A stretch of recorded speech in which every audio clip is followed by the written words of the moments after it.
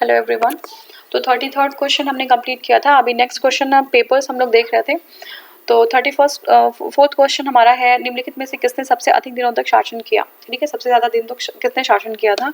Options हमारे हैं अलाउद्दीन खिलजी, मोहम्मद बिन तुगलक, इब्राहिम लोदी और शेरशाह सूरी। ठीक है, सबसे ज्यादा दिन तक जो शासन किया है वो है मोहम्मद बिन तुगलक। इन चारों में से मोहम्मद बिन तुगलक ने सबसे ज्यादा दिन तक शासन किया। ठीक है, टाइम देख लेते हैं। अलाउद्दीन खिलजी का शासन काल जो है 1296 से लेकर 1316 ईस्वी। ठीक है, 1296 से लेकर 1316 ईस्वी तक था। मोहम्मद बिन तुगलक का शासन काल 1335 से लेके 1335 से लेके 1351 और इब्राहिम लोदी का है 1517 से लेके 1526। फिर से देख लीजिए, अलाउद्दीन खिलजी का 1296 से लेके 1316, मोहम्मद बिन तुगलक का है 1325 से लेके 1351 और इब्राहिम लोदी का है 1517 से लेके 1526। ठीक है, शेरशाह सूरी का अगर शासनकाल देखें तो इनका है 1540 से लेके 1545 और इसमें अगर हम देखें तो क्लियर हमें हो जाएगा कि मोहम्मद बिन तुगलक जो है सबसे ज्यादा दिन तक इन्होंने शासन किया था। नेक्स्ट हमारा है, ये जो है आपका आरआरबी में आया हुआ है क्वेश्चन, मुजफ्फरपुरी सारे क्वेश्चंस ही हैं। भारत में प्रथम बार प्रतीक मुद्रा द्वारा किसके द्वारा प्रचलित की गई थी, प्रतीक मुद्रा। ठीक है, तो ये मोहम्मद बिन तुगलक ने प्रतीक मुद्रा को प्रचलित किया था। ठीक है, मोहम्मद बिन तुगलक ने प्रतीक मुद्रा को प्रचलित किया था भारत में पहली बार। ठीक है, भारत में प्रथम बार जो है प्रतीक मुद्रा का प्रचलन मोहम्मद बिन तुगलक ने किया था। उसने चांदी के स्थान पर कांसे की मुद्रा चलाई थी। ठीक है, तो सिल्वर की कमी हो गई थी, चांदी की कमी हो गई, उसकी जगह पे कांसे की मुद्रा चलाई गई थी। और पर लेकिन ये जो असफल रहा था क्योंकि जनता ने अपने घर पर ये कांसे की मुद्रा थी वो स्वयं ढालना शुरू कर दिया था और बादशाह इस प्रवृत्ति को रोक नहीं पाया और यह प्रतीक मुद्रा असफल हो गई। ठीक है, नेक्स्ट हमारा 36 क्वेश्चन है, दीवानी खैरात नामक एक अलग विभाग की स्थापना किसने की थी। ठीक है, किसने की थी दीवानी खैरात के अलग डिपार्टमेंट की स्थापना, तो ये जो है आपका किया था फिरोज तुगलक ने। तो ये जो है बहुत ही ज्यादा खैरात वगैरह दिया करते थे जो मुस्लिम लोग हुआ करते थे। ठीक है, दीवानी खैरात दान विभाग जो है विभाग की स्थापना फिरोज तुगलक ने की थी और इस विभाग द्वारा अनाथों, विधवाओं और गरीबों को के भरण पोषण के लिए उसने देखभाल के का काम किया था। नेक्स्ट हमारा है 27 क्वेश्चन, दिल्ली का सुल्तान जो भारत में नेहरू का सबसे बड़ा नेटवर्क बनाता है, तो ये जो है फिरोज शाह तुगलक है। ठीक है, फिरोज शाह तुगलक है। और क्वेश्चन हमारा है, दिल्ली सल्तनत का कौन सा शासक नहरों, जलाशयों, झीलों और सिंचाई सुविधाओं के निर्माण के लिए सुविख्यात है। ठीक है, तो ये है फिरोज शाह तुगलक। इसने कृषि को प्रोत्साहन देने के उद्देश्य से सिंचाई के लिए अनेक नहरों का निर्माण कराया था। इसमें सबसे महत्वपूर्ण नहर वह थी जिसके द्वारा यमुना का पानी हिसार तक पहुंचता था। ठीक है, यमुना का पानी हिसार तक पहुंचता था और ये जो है 150 मील लंबी थी। अब आप मुझे ये बताएंगे कि जो है टैक्स उसने लगाया था सिंचाई पे और कृषि पे, तो उसका नाम क्या था। ये फिरोज शाह तुगलक ने ही टैक्स लगाया था सिंचाई पे और कृषि पे, उसका नाम आपको बताना है। और नेक्स्ट हमारा है, सूची और स्थापत्य लक्षणों का सूची 2 में दिए गए राजवंशों से सुमेल करना है। ठीक है, अब देखिए, अब सूची 1 पहले पढ़ देती हूँ फिर सूची 2 देख लीजिएगा। सूची 1 में है बड़े पत्थरों के ब्लॉकों पर न्यूनतम अलंकरण, फिर है शुद्ध मेहराब, फिर अर्ध गुंबद, महाद्वार और नेक्स्ट हमारा डी है दोहरे गुंबद और मोटी दीवारें। सूची 2 में है लोदी वंश, गुलाम वंश, मुगल वंश और तुगलक वंश। ठीक है, तो हमें करना है इसको जो है मेल करना है। ठीक है, तो देखिए, बड़े पत्थरों और ब्लॉकों के न्यूनतम अलंकरण का प्रयोग तुगलक वंश की इमारतों में मिलता है। ठीक है, बड़े पत्थरों और ब्लॉकों पर न्यूनतम जो अलंकरण है, बहुत कम अलंकरण मिला है, कहाँ पे, कौन से जो है उसमें, ये तुगलक वंश में मिलता है। दोहरे गुंबद का प्रयोग कहाँ पे, लोदियों के काल में मिलता है। लोदी जो है दोहरे गुंबद का प्रयोग कराते थे। और शुद्ध मेहराब इल्तुतमिश के मकबरे में देखने को मिल जाएगा। शुद्ध मेहराब कहाँ पे, इल्तुतमिश के मकबरे में मिलता है। अर्ध गुंबद महाद्वार का निर्माण मुगल काल में देखने को मिलेगा। अर्ध गुंबद महाद्वार, दोहरे गुंबद कहाँ पे मिलेगा, दोहरा जो गुंबद है वो जो है लोदियों के काल में मिलेगा। शुद्ध मेहराब जो है इल्तुतमिश के मकबरे में मिलता है और अर्ध गुंबद महाद्वार ये जो है का नमूना मुगल काल में देखने को मिलता है। अच्छा क्वेश्चन है।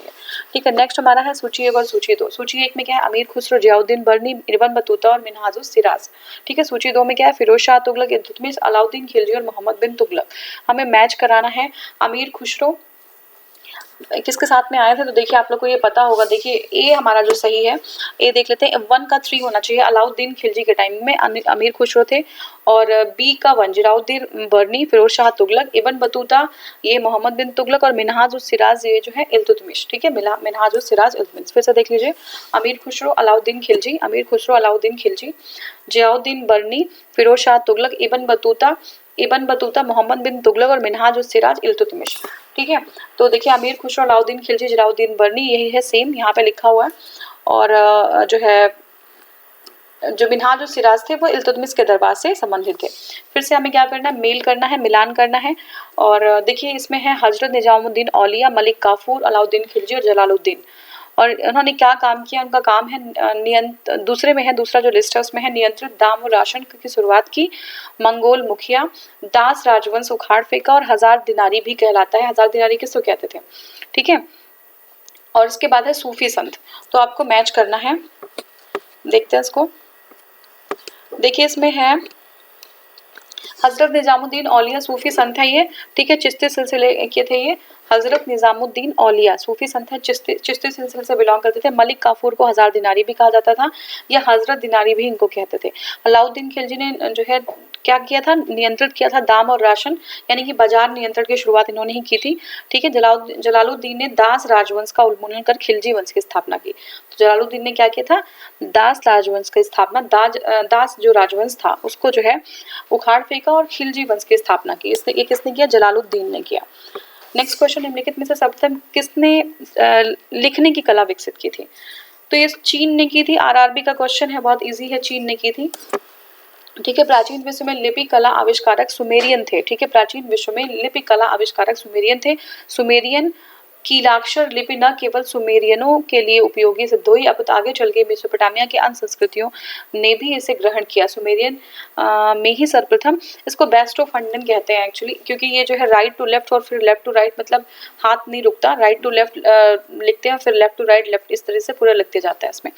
और ये जो है भाव चित्रात्मक कहते हैं इसको, पिक्टोग्राफिक लिपि कहते हैं। पिक्टोग्राफी मतलब होता है पिक्चर्स जो है बना के, इस लिपि में इसमें कोई वर्ड्स वगैरह यूज नहीं किया जाता, ठीक है, कोई जो है शब्द का यूज नहीं करते। सुमेरियन ने ही सर्वप्रथम व्यवस्थित शिक्षा पद्धति तथा पुस्तकालयों की स्थापना की थी। लेकिन जब बात आती है, अच्छा ये इसमें चीन नहीं है, लिखने की प्रथा, अच्छा मैंने इसको कागज समझा था, कागज की बात होगी तो चीन होगा, लेकिन लिखने की प्रथा की बात होगी तो सुमेर, हम इसको आंसर लगाएंगे, ठीक है। नेक्स्ट हमारा है दिल्ली के सल्तनत को मुख्य बाहरी खतरा था, किससे खतरा था। तो देखिए ये जो है ऑप्शन है मुगलों से, अफगानों से, ईरानियों से। तो ऐसा गलत हो जाएगा, इसमें से किसी को इस तरीके से जो है दिल्ली की सल्तनत को खतरा नहीं था, मंगोलों से खतरा था, ठीक है। ऑप्शंस व्याख्या देखते हैं। वस्तुतः दिल्ली सल्तनत को मुख्य रूप से मंगोल आक्रांताओं का भय था, जिनमें समय समय पर दिल्ली पर आक्रमण जो है इनके द्वारा किया गया था, और इनके आक्रमण का सल्तनत की आंतरिक व बाह्य नीति पर बहुत ही गंभीर प्रभाव पड़ा था। नेक्स्ट हमारा है मूरिस, ठीक है। मूरिस को मोरक्को भी कहते थे, तो मोरक्को को मूरिस कहा जाता था उस टाइम। यात्री इनका जो है थे क्या ना, इब्न बतूता, इनके समय भारत जो है किसके समय में आया था, तो ये जो है भारत आया था मोहम्मद बिन तुगलक के टाइम पे, ठीक है। मोहम्मद बिन तुगलक के टाइम पे इब्न बतूता भारत में आया था, ठीक है। इससे संबंधित एक गाना भी है जो है इब्न बतूता, ठीक है। देखिए इब्न बतूता मोरक्को का मूल यात्री था, ठीक है, मूल अरब यात्री था। ये विभिन्न देशों की विस्तृत यात्रा के बाद ये 1333 में, ठीक है, 1333 में मोहम्मद बिन तुगलक के शासनकाल में भारत आया, और मोहम्मद बिन तुगलक ने इसे दिल्ली का काजी नियुक्त किया, ठीक है। इसको क्या किया, दिल्ली का काजी नियुक्त कर दिया था मोहम्मद बिन तुगलक ने। और 1353 में मोरक्को लौटने पर इब्न बतूता ने रेहेला नामक पुस्तक में अपनी यात्रा संस्मरणों का संकलन प्रकाशित किया, ठीक है। तो 1353 में मोरक्को लौटने पर उन्होंने रेहेला नामक, कौन सी बुक, रेहेला नामक पुस्तक में अपनी यात्रा के संस्मरणों का संकलन प्रकाशित किया था, ठीक है। नेक्स्ट हमारा क्वेश्चन, निम्नलिखित में से किसने ढोल की तेज आवाज के साथ एक महिला का अपने पति की चिता के साथ स्वतः को जला लेने की दृश्यों का भयानक चित्रण किया गया है, ठीक है। तो ये कहाँ पे है, इब्न बतूता ने चित्रण किया है, ठीक है। ढोल की तेज आवाज के साथ महिला का अपने पति की चिता के साथ स्वतः को जला लेने का भयानक जो चित्रण है वो जो है इब्न बतूता ने किया था। तो पहले क्या होता था कि जो उच्च वर्ग के लोग होते थे, जब उनके पति की मृत्यु हो जाती थी तो जो औरतें होती थी उनको जो है उनकी चिता के साथ जलना होता था, ठीक है। तो कभी कभी ऐच्छिक होता था कि इच्छा से करते थे, और कभी कभी बिना इच्छा के उनको उसमें डाल दिया जाता था। तो इब्न बतूता ने ये चीज़ मेंशन किया है। इब्न बतूता ने 1333 में मोहम्मद बिन तुगलक के शासनकाल में ये भारत आया, और 1342 में उसने सुल्तान के राजदूत की हैसियत से चीन उसे भेजा गया, ठीक है। ये भी इंपॉर्टेंट है कि जो है कौन से जो है सुल्तान थे जिन्होंने मोहम्मद बिन तुगलक को जो है चीन भेजा था। तो ये जो है अपना इसको इब्न बतूता को चीन भेजा था, तो मोहम्मद बिन तुगलक थे। और ये कब भेजा गया, तो 1342 में, 1342 में उसके द्वारा लिखित पुस्तक रेहला में मोहम्मद तुगलक ने समकालीन घटनाओं का वर्णन मिला है उसमें। और ये जो हमारा ये अभी इवेंट अभी हमने देखा था जो था, ये इसी मोहम्मद बिन तुगलक के रेहला में ही मिला हुआ है, ठीक है। नेक्स्ट हमारा निम्नलिखित जोड़ों में से कौन सा समूह सुमेलित है। तो सुमेलित बताना है, शम्स ए सिराज अफीफ, ठीक है। शम्स ए सिराज अफीफ ये जो है तारीख फिरोज शाही से संबंधित है, ठीक है। बाकी सारा ऑप्शन गलत है, तो गलत वाला हम देखेंगे नहीं। देख लेते हैं इसको व्याख्या में। शम्स ए सिराज अफीफ ने कई ग्रंथों की रचना की थी। नाम है इनका शम्स ए सिराज अफीफ, मुझे लगा कोई रचना है ये, ठीक है। शम्स ए सिराज अफीफ ने कई ग्रंथों की रचना की थी, जिस परंतु उनमें से तारीख फिरोज शाही ही उपलब्ध है, ठीक है। तो तारीख फिरोज शाही जो है वो शम्स ए सिराज अफीफ ने की थी। शम्स ए सिराज अफीफ ने तारीख फिरोज शाही की रचना की थी। अब देखिए तबकाते नासिरी, मिनहाज उस सिराज और फतवा ए जहानदारी जियाउद्दीन बर्नी और तथा रेहला जो है इब्न बतूता की रचना थी। तो यहीं पे याद कर लीजिएगा, रेहला आपको पता है इब्न बतूता था, लेकिन तबकाते नासिरी और मिनहाज उस सिराज, ठीक है, तबकाते नासिरी और मिनहाज उस सिराज जो है फतवा ए जहांदारी, तो ये जो है जियाउद्दीन बर्नी की थी। अब लोदी वंश के संस्थापक कौन थे, तो ये है बहलोल लोदी, ठीक है। बहलोल लोदी जो है वो लोदी वंश के संस्थापक थे। लोदी वंश का संस्थापक बहलोल लोदी था, जो अफगानिस्तान की गिलजई कबीले से महत्वपूर्ण शाखा शाहू खेल नामक कुटुंब में पैदा हुआ था। कहाँ पे, शाहू खेल नामक कुटुंब में पैदा हुआ था, जो आपका बहलोल लोदी था, और इसी ने लोदी वंश की स्थापना भी की थी। उसने 1451 में 1451 से 1489 तक दिल्ली पर शासन किया था। किसने, बहलोल लोदी ने। नेक्स्ट हमारा आगरा नगर को तत्कालीन भारत की राजधानी किस मुस्लिम शासक ने बनाया, तो ये इंपॉर्टेंट क्वेश्चन है। आगरा नगर को तत्कालीन भारत की राजधानी किस मुस्लिम शासक ने बनाया, तो ये बनाया है सुल्तान सिकंदर लोदी ने, ठीक है। किसने बनाया, सुल्तान सिकंदर लोदी ने बनाया, ठीक है। आगरा नगर को तत्कालीन भारत की राजधानी सुल्तान सिकंदर लोदी ने बनाया, ठीक है। नेक्स्ट इसमें देख लेते हैं, आगरा को सर्वप्रथम सुल्तान सिकंदर लोदी ने 1504 यानी कि 1504 में अपनी राजधानी बनाया, ठीक है। याद रखिएगा, सिकंदर लोदी ने बनाया था, सुल्तान सिकंदर लोदी ने आगरा को अपनी राजधानी बनाया 1504 में। और 1586, ठीक है, 1586 से 1634 तक आगरा को मुगल साम्राज्य की राजधानी होने का गौरव प्राप्त है, ठीक है। दिल्ली में लौह स्तंभ को कौन लाया था, तो लौह स्तंभ देखिए इसमें देखेंगे ऑप्शन है कुतुबुद्दीन ऐबक और मोहम्मद बिन तुगलक, मोहम्मद गयासुद्दीन और मोहम्मद कासिम। ये सारे ही ऑप्शन जो है हमारे गलत दिखते हैं। देखिए लौह स्तंभ दिल्ली में कुतुब मीनार के निकट स्थित एक विशाल स्तंभ है, यह अपने आप में प्राचीन भारतीय धातु कर्म की पराकाष्ठा है। इसका निर्माण कथित रूप से राजा चंद्रगुप्त द्वितीय द्वारा कराया गया और इसे तोमर राजा अनंगपाल, ठीक है, अनंगपाल द्वितीय द्वारा दिल्ली में, ये इंपॉर्टेंट है, ये सही भी है। तोमर जो है राजा थे अनंगपाल, ठीक है, अनंगपाल जो है द्वितीय या अनंगपाल सेकंड जो है ये दिल्ली लेके आए थे, और ये जो है चंद्रगुप्त विक्रमादित्य चंद्रगुप्त सेकंड के संदर्भ में था ये, ठीक है। उसमें चंद्र लिखा भी हुआ था और गरुड़ स्तंभ भी बना हुआ था ऊपर, तो ये चंद्रगुप्त सेकंड है, क्योंकि वो जो गरुड़ है वो चंद्रगुप्त जो गुप्त राजवंश था उनका जो है सिंबल भी था, ठीक है। तो ये हमारा सही हो जाएगा, याद रखिएगा, तोमर राजा थे अनंगपाल द्वितीय, ठीक है, वो दिल्ली लेके आए थे, ना कि ये लोग। नेक्स्ट हमारा ऑप्शन है 49 क्वेश्चन है, रणथंभौर क्या है, ठीक है। तो रणथंभौर एक राजपूत दुर्ग है, ठीक है। रणथंभौर राजस्थान में राणा हम्मीर देव का एक किला था। किसका, राणा हम्मीर, इनकी कहानी बहुत सुनी होगी बचपन में। तो राणा हम्मीर देव का एक किला है रणथंभौर राजस्थान में। अलाउद्दीन खिलजी ने इस किले को 1301 में हम्मीर देव से जीता, ठीक है। तो किसने जीता था, अलाउद्दीन खिलजी ने इस किले को 1301 में हम्मीर देव से जीत लिया था, ठीक है। नेक्स्ट क्वेश्चन हमारा है, निम्नलिखित में से किस भाषा को दिल्ली के सुल्तानों ने संरक्षण दिया, ठीक है। तो ऑप्शन है उर्दू, अरबी, फारसी और तुर्की। तो देखिए फारसी लैंग्वेज को इन्होंने संरक्षण दिया था। फारसी लैंग्वेज जो है बोलचाल की, देखिए दिल्ली के सुल्तानों ने फारसी भाषा को संरक्षण प्रदान किया, और दिल्ली सल्तनत में राजकीय प्रोत्साहन केवल मुस्लिम विद्वानों को दिया जाता था जो कि फारसी में लिखते थे, ठीक है। तो हिंदू जो विद्वान थे तो उनको संरक्षण नहीं दिया जाता था उस तरीके का, और मुस्लिम जो विद्वान थे जो फारसी में लिखते थे उन्हीं लोग को संरक्षण देते थे ये लोग, ठीक है। नेक्स्ट हमारा कागज का भारत में आगमन किस सदी में हुआ था, तो कागज का जो भारत में आगमन हुआ तो 13वीं सदी में हुआ था, ठीक है। 13वीं सदी माना जाता है इसको, भारत में कागज का आगमन। नेक्स्ट है मांडू की रानी रूपमती का संबंध किससे है, तो मांडू की जो रानी है रूपमती, बाज बहादुर से इनका संबंध, ठीक है। बाज बहादुर की ये पत्नी थी, मांडू की रानी जो रूपमती थी वो बाज बहादुर की पत्नी थी। और मांडू का जो महल है वो क्यों फेमस है, कुछ जो है अभी नई इनिशिएटिव हुए हैं मांडू के महल को लेके, ठीक है। तो आप ये ऑप्शन में बताएंगे, कमेंट सेक्शन में बताइएगा, ठीक है। नेक्स्ट हमारा है बहमनी राज्य के अंतिम सुल्तान का क्या नाम था, बहमनी राज्य है जो उसके अंतिम सुल्तान का क्या नाम था, तो उसका नाम था कलीम उल्लाह, ठीक है। बहमनी राज्य के अंतिम सुल्तान का नाम था कलीम उल्लाह, ठीक है, याद रखिएगा कलीमुल्ला। बहमनी और विजयनगर एम्पायर में कंफ्यूज नहीं होना है। देखिए कलीमुल्ला बहमनी राज्य का अंतिम सुल्तान था। 1527 में उसकी मृत्यु के साथ ही बहमनी राज्य का भी अंत हो गया। ठीक है, तो जब कलीमुल्ला की मृत्यु हुई तो बहमनी राज्य जो है 1527 में वो भी खत्म हो गया और उसके भग्नाशेषों पर 5 राज्य खड़े हुए। ठीक है, कौन सा? बीजापुर का आदिल शाही राज्य, अहमदनगर का निजाम शाही राज्य। अब ये इंपॉर्टेंट है, देखो बीजापुर ऐसा दे सकता है मैच कराने के लिए, तो आदिल शाही राज्य चल रहा था वहां पे बीजापुर में। ठीक है, अहमदनगर का निजाम शाही, ठीक है, अहमदनगर में कौन सा? निजाम शाही। बरार का इमाद शाही राज्य और गोलकुंडा का कुतुब शाही राज्य। ठीक है, बीदर का बीदर शाही राज्य। तो ये 5 जो है राज्य खड़े हुए थे इस जो है बहमनी राज्य पे। ठीक है, कृष्णदेव राय कहाँ के राजा थे? तो ये जो है राजा थे विजयनगर के। ठीक है, विजयनगर के राजा थे कृष्णदेव राय। देखिए तुलुप वंशी कृष्णदेव राय, तुलुप वंशी था, तुलुप सुलुप बहुत सारे वंश थे। तो तुलुप वंशीय राजा थे कृष्णदेव राय विजयनगर के। ये महानतम राजा थे और समस्त भारतीय इतिहास के महानतम शासकों में से एक थे ये। ठीक है, और अमुक्त माल्यद नामक पुस्तक जो है प्रसिद्ध फेमस बुक थी। ये तेलुगु ग्रंथ है, एक्चुअली बुक नहीं है, तेलुगु ग्रंथ है, सॉरी इसके लिए। अमुक्त माल्यद जो है तेलुगु ग्रंथ की रचना कृष्णदेव राय ने ही की थी। तुलुक वंश से संबंधित थे और विजयनगर एम्पायर से संबंधित है। बरार में अपनी आत्मकथा बाबर ने अपनी आत्मकथा बाबरनामा में कृष्णदेव राय को भारत का सर्वाधिक शक्तिशाली शासक बताया। ठीक है, तो बाबर ने बताया कि जो कृष्णदेव राय थे वो भारत के सर्वाधिक शक्तिशाली शासक थे। ठीक है, जिस प्रकार बीरबल अकबर के दरबारी थे उसी प्रकार तेनालीराम जो है किसके दरबारी थे? तो तेनालीराम जो है कृष्णदेव राय के दरबारी थे। ठीक है, तो एक जो है सीरियल भी आता है तेनालीराम करके, अगर आप लोगों ने देखा होगा तो आप इसको सही करेक्ट कर लेंगे। ठीक है, तो कृष्णदेव राय जो है 1509 से 1529 ईस्वी के ईस्वी में दरबार के अष्ट दिग्गज का अस्तित्व था।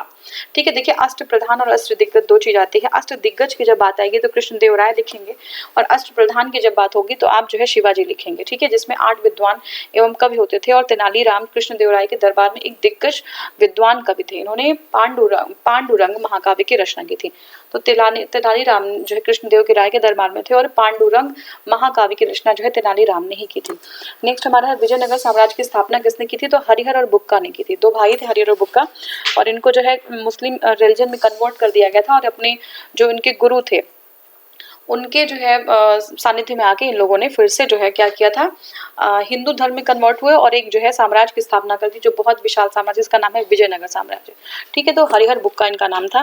देखिए विजयनगर साम्राज्य की स्थापना 1336 में 1336 में संगम के 5 पुत्रों में से हरिहर और बुक्का ने की थी। तो संगम जो है इसलिए इसको संगम साम्राज्य भी कहते हैं, विजयनगर साम्राज्य को संगम साम्राज्य भी कहते हैं क्योंकि इनके फादर का नाम संगम था।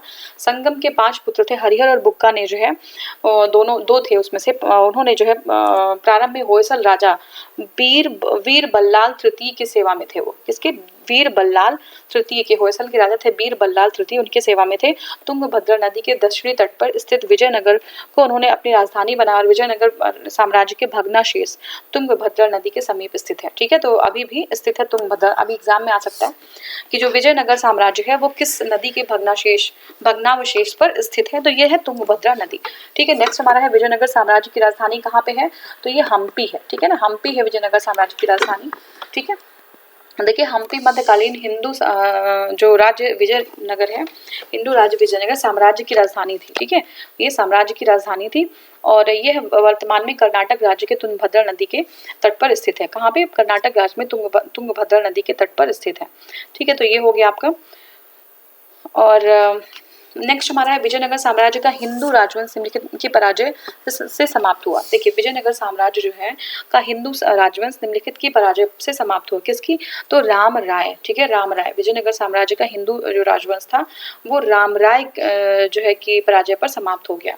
ठीक है, देखिए बीजापुर, अहमदनगर, गोलकुंडा एवं बीदर की संयुक्त सेनाओं ने 1565 में राक्षसी तगड़ी यानी तालीकोटा भी बोलते हैं, तालीकोटा का युद्ध बहुत फेमस युद्ध है। तो कौन कौन पार्टिसिपेंट्स थे? बीजापुर, अहमदनगर, गोलकुंडा और बीदर। ठीक है, बीजापुर, अहमदनगर, गोलकुंडा और बीदर 4 लोगों की सेना ने 1565 में, ये डेट भी याद रखेंगे आप, 1565 में राक्षसी तंगड़ी यानी कि तालीकोटा के युद्ध में सदाशिवराय के मंत्री राम राय को पराजित कर दिया। ठीक है, सदाशिवराय के मंत्री थे राम राय, उनको पराजित कर दिया और अहमदनगर की हुसैन निजाम शाह ने राम राय का वध कर दिया। इस युद्ध का अंत पूर्ण जो है संहार में हुआ। अब देखिए नेक्स्ट हमारा है नूनीज पुर्तगाली यात्री विजयनगर शासन काल में किसके शासन काल में आए थे? तो नूनीज जो है वो आए थे अच्युत राय के। ठीक है, अच्युत राय के आए थे, अच्युत राय के। कृष्णदेव राय आपने सुना, देव राय सुना, अच्युत राय सुना, तो अच्युत राय में आए थे। और कृष्णदेव राय के टाइम पे कौन आया था ये आप मुझे कमेंट सेक्शन में बता दीजिएगा। ठीक है, उनके टाइम पे भी कोई आया था, तो कौन थे? हमने शायद मेंशन भी किया है पहले। तो ये जो नूनीज थे वो अच्युत राय के टाइम पे आए थे। देखिए पुर्तगाली यात्री जो है फरनाओ नूनीज अच्युत राय के शासनकाल में 1529 से 46 में। अब ये सोचना डेट में लगाने के लिए दे देता है कि कब कौन सा यात्री आया, तो ये 1529-42 में उनका शासनकाल था, उसी के बीच वो आए थे। वो अश्व व्यापारी के रूप में 3 वर्ष, ठीक है, विजयनगर एम्पायर में विदायन होने।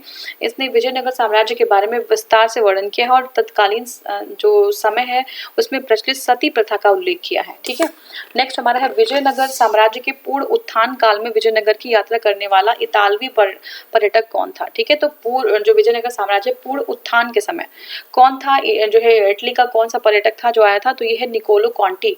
ठीक है, निकोलो कॉन्टी विजयनगर, अब इंपॉर्टेंट है, ध्यान रखिएगा। निकोलो कॉन्टी विजयनगर आने वाला सबसे पहला इतालवी यूरोपीय यात्री था जो देवराय प्रथम के। तो देखिए अच्युत राय में कौन आया था? नूनीज आया था अच्युत राय में, और देवराय प्रथम के टाइम पे कौन आया था? निकोलो कॉन्टी आया था। ठीक है, निकोलो कॉन्टी आया था।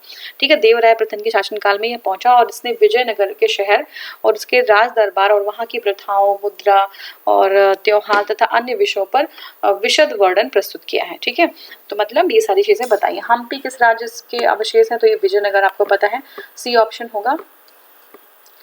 और देखिए हम्पी के बारे में कुछ, हम्पी खंडहर किस राज्य में है? तो बेंगलोर में है अभी।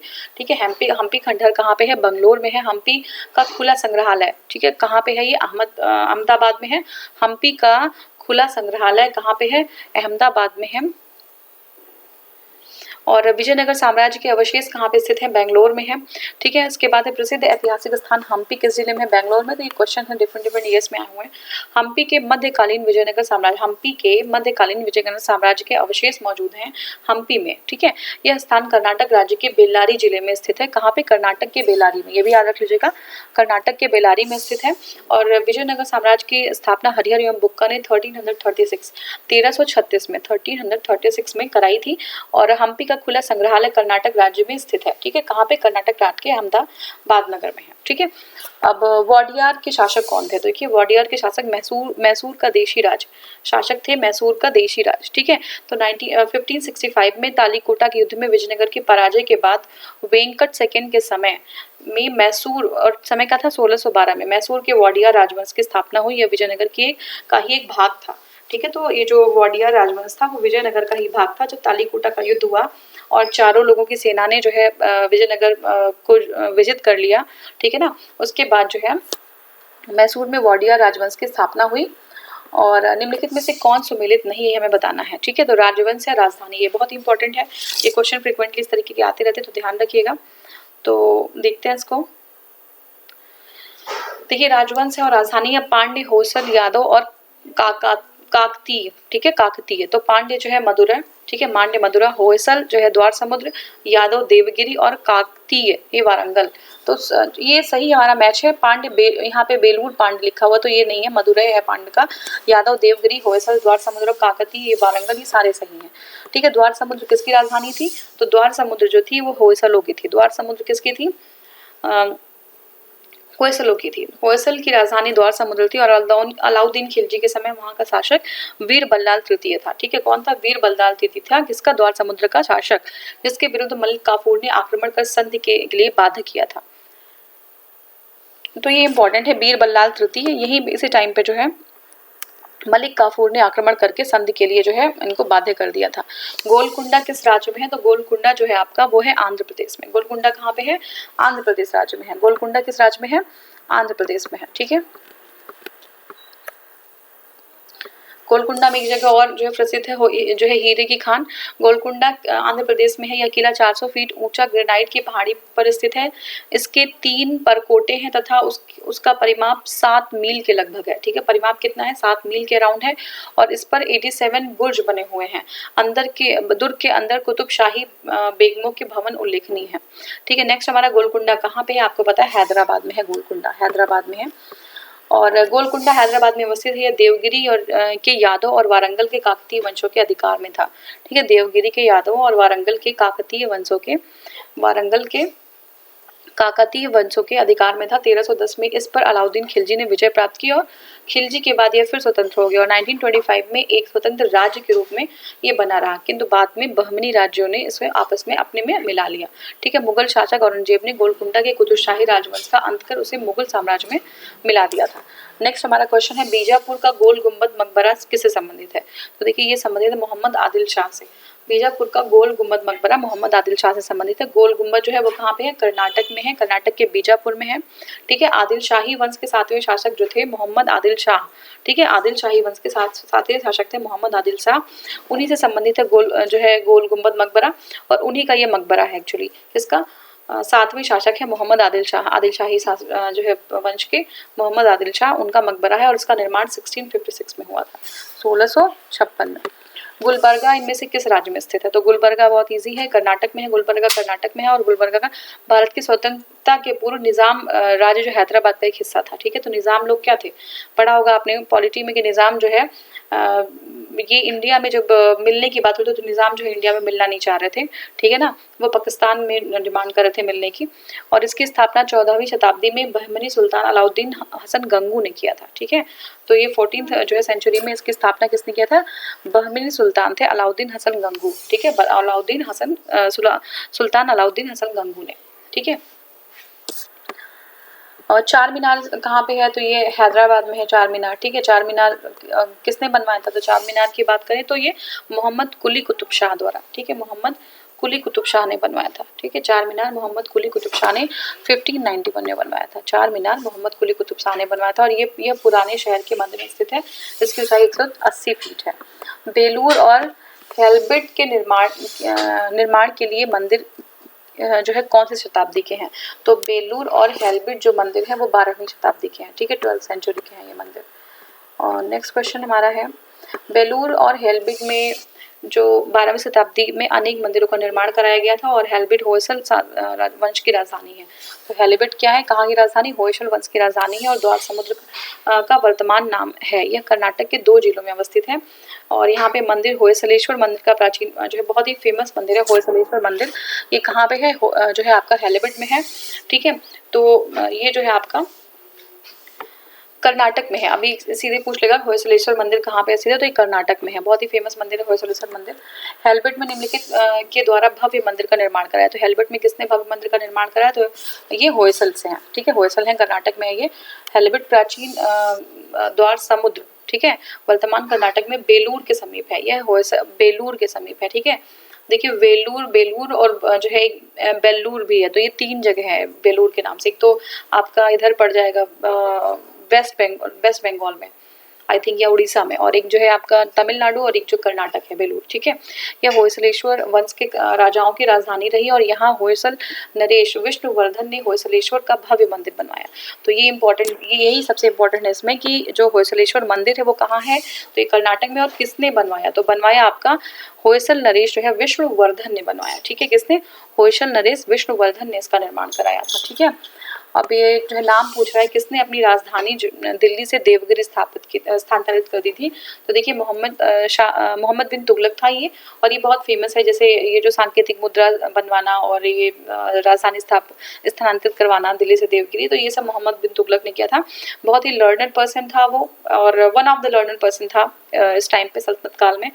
लेकिन जो है इनकी जो फोर्सी करने की, जो फ्यूचर को देखने की जो वो थी, वो उनकी बहुत कम थी, दूरदर्शिता कम थी।